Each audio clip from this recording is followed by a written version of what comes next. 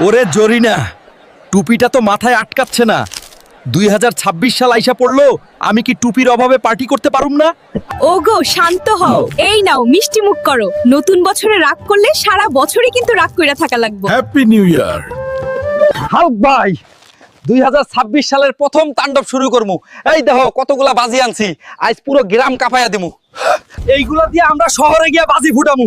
তোরা গ্রামে থাকোস, তোদের এত বাজির কাম কি? ভাগ!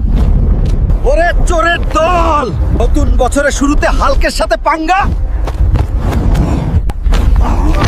কিরে, এখন দৌড়াবি কই?